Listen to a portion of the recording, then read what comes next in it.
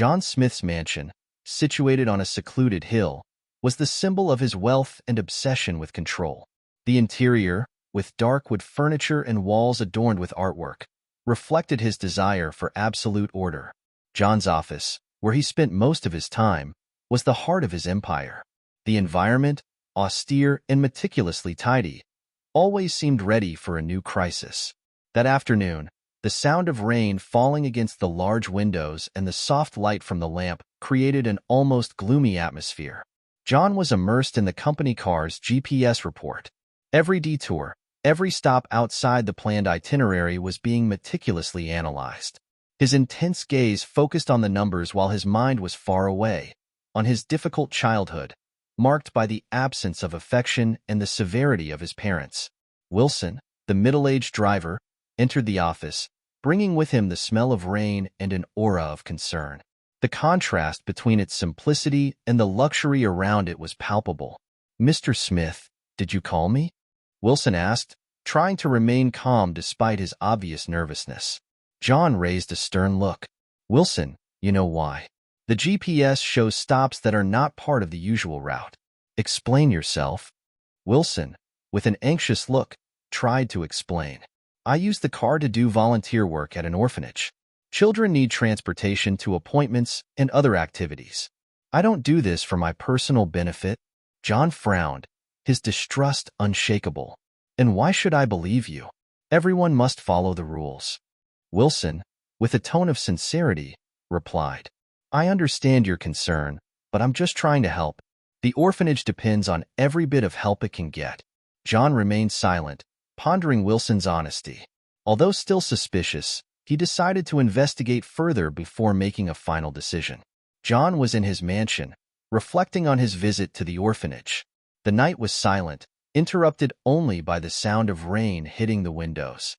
The office, filled with objects that symbolized his success and his loneliness, seemed like a sanctuary for introspection. John's past, a childhood marked by abandonment and rigor, came to the surface with intensity.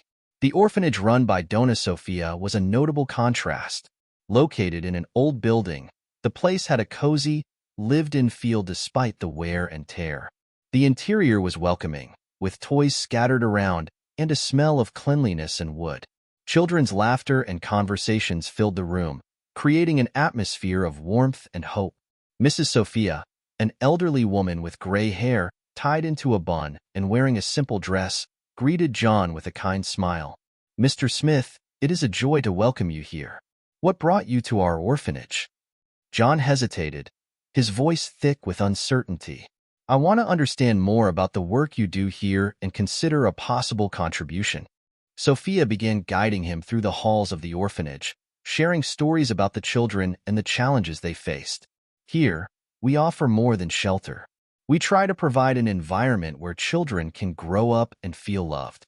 Sophia's passion and dedication touched a sensitive part of John. Observing her interactions with the children, he saw himself reflected in her words and actions. The loneliness of her childhood seemed to intertwine with Sophia's work, creating an unexpected emotional connection. John's visit to the orphanage brought up a number of concerns. As he spent time with Sophia and Wilson, he began to notice signs of tension and discomfort. The once welcoming atmosphere now seemed filled with unrevealed secrets. One afternoon, John decided to pay an unexpected visit to the orphanage office. The building was silent, and the office lights were on. He walked in and overheard snippets of a troubling conversation between Sophia and Wilson. "We can't go on like this," Sophia was saying, with a tone of desperation. "Money is disappearing, and we need to cover it before it's too late." Wilson, with a frustrated expression, replied, "I'm trying to control the situation, but it's out of my hands. Audits can uncover everything."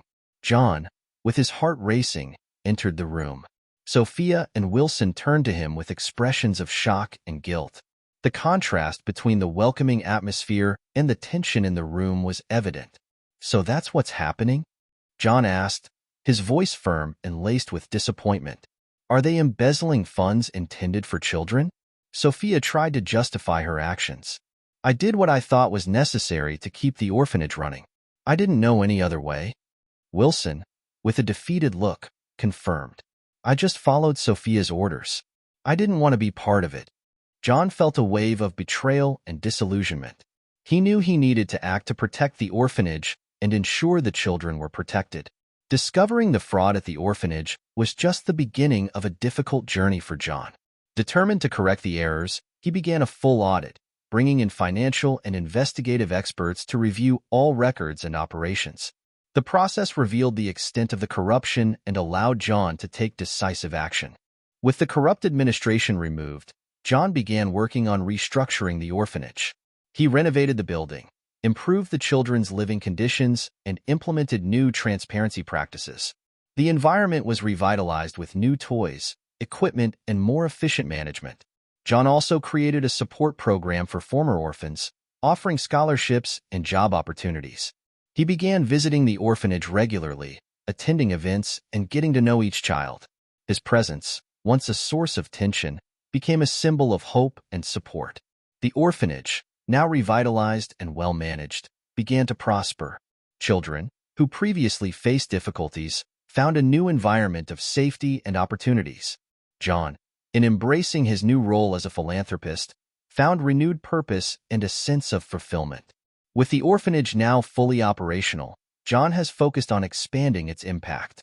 He used his influence and resources to support other charitable causes and create a foundation to help at-risk children. His approach involved more than just financial contributions. He dedicated himself to mentoring young people and creating opportunities for those in need. The foundation John created provided educational support programs, job training, and personal mentoring.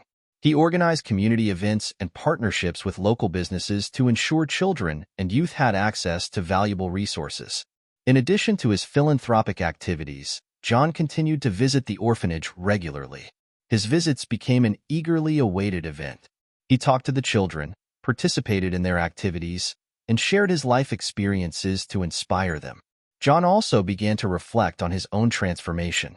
From an avaricious and suspicious tycoon, he had become a respected leader and a passionate defender of causes he previously ignored. His journey of redemption and personal discovery was a testament to his ability to change and positively impact the lives of others. Years passed, and John Smith's story became a notable example of redemption and transformation. His work with the orphanage and his charitable initiatives were widely recognized.